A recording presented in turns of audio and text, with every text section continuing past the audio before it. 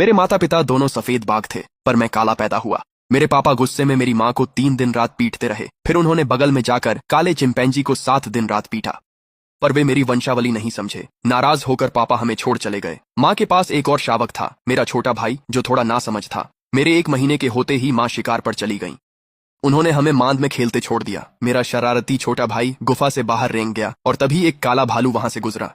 हम दोनों शिकारी थे, वह प्रतिद्वंद्वी के शावकों को नहीं छोड़ता। भालू दहाड़ते हुए मेरे भाई पर झपटा। मेरा छोटा भाई डर से वहीं जम गया। तभी मैंने उसे घसीटकर मांद में खींच लिया। माँ ठीक समय पर लौट आई और यही वजह थी कि हम बच पाए। अगर मेरे पास बाघ का शरीर और इंसान की आत्मा न होती तो शायद मैं इस जानलेवा जंगल में कब का मर चुका होता। इससे मुझे खुद को बचाने के लिए मजबूत बनने की जबरदस्त चाहत हो गई।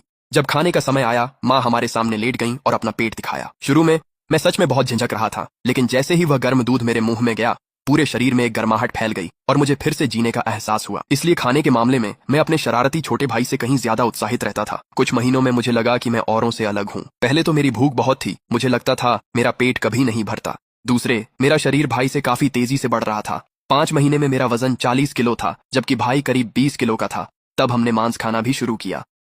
पहली बार जंगली सुअर का मांस खाकर मेरे शरीर में गर्माहट फैल गई। लगा जैसे इसे खाकर मैं वाकई मजबूत बन रहा हूँ।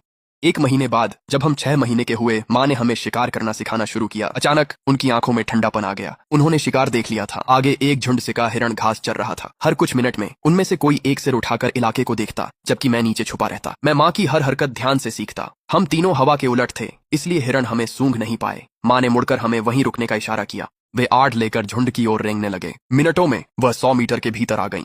जैसे ही हिरणों ने अपनी सतर्कता छोड़ी, माँ बिजली की तरह झपट पड़ी। विस्फोटक ताकत से वे आगे बढ़े और झटके में नर हिरण गिर गया।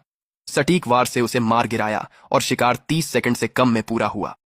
माँ नर हिरण को सामने घसीट लाई। मुंह से खून चाटकर वह पीछे हटकर लेट गईं ताकि मैं और भाई पहले खा सकें। मेरा भाई खून की गंध न सह सका और दूध के लिए मिमियाया। माँ ने उसे पंजों से दूर कर दिया। वह रोता चला गया जैसे उसके साथ अन्याय हुआ हो।